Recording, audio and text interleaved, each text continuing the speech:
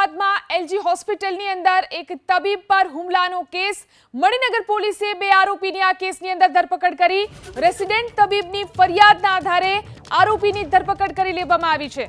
ઘટના બની હતી અમદાવાદની એલજી હોસ્પિટલની અંદર। અહીં તબીબ પર હુમલો કરવામાં આવ્યો હતો।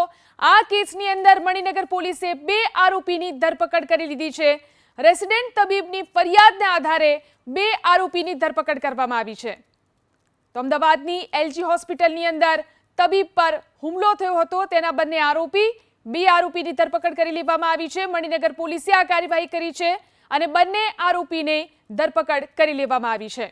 રેસિડેન્ટ તબીબે ફરિયાદ કરી હતી અને ત્યારબાદ આ બંને આરોપીની ધરપકડ કરી લેવામાં આવી છે। એલજી હોસ્પિટલના રેસિડેન્ટ તબીબ પર હુમલો થયો હતો। આ હુમલાના કેસમાં કાર્યવાહી કરવામાં આવી છે।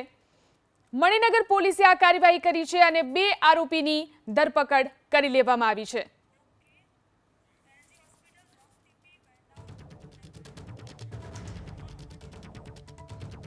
તો તબીબ પર હુમલાની ઘટના બાદ અહીં સુરક્ષા પણ વધારવામાં આવી છે। હોસ્પિટલમાં ખાનગી બાઉન્સરો વધારવામાં આવ્યા છે। 5 બાઉન્સરમાં એક મહિલા બાઉન્સરનો પણ સમાવેશ કરવામાં આવ્યો છે। તો જે રીતે રેસિડેન્ટ તબીબ પર હુમલો કરવામાં આવ્યો ત્યારબાદ એલજી હોસ્પિટલમાં સુરક્ષામાં વધારો કરવામાં આવ્યો છે। તબીબ પર હુમલાની ઘટના બાદ અહીં સુરક્ષા વધારવામાં આવી છે। અહીં ખાનગી બાઉન્સર રાખવામાં આવ્યા છે। તો જે રીતે ઘટના બની, જે રીતે રેસિડેન્ટ તબીબ પર હુમલો થયો ત્યારબાદ એલજી હોસ્પિટલની અંદર 5 બાઉન્સર રાખવામાં આવ્યા છે, ત્યારે એમાં એક મહિલા બાઉન્સરનો પણ સમાવેશ થાય છે।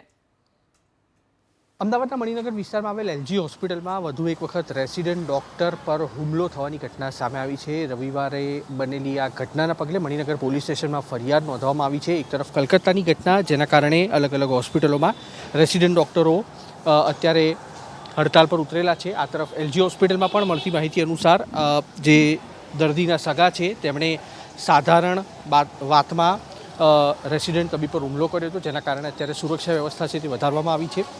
પહેલાં 3 જેટલા સુરક્ષા કર્મચારીઓ રાખવામાં આવતા હતા, જેને વધારીને હવે ટોટલ 5 સુરક્ષા કર્મચારીઓ રાખવામાં આવ્યા છે, જેમાં એક મહિલા કર્મચારીનો પણ સમાવેશ થઈ રહ્યો છે।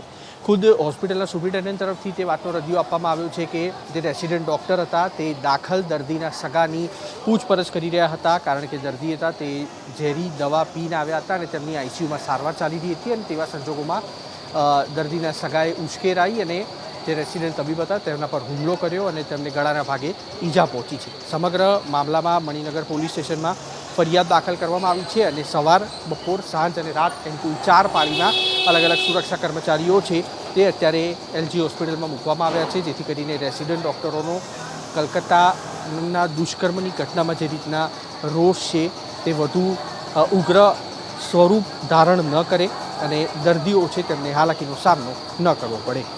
કેમેરામેન પ્રદીપ સિંહ સાથે કુશાંત સોની, એબીપી અસ્મિતા, અમદાવાદ।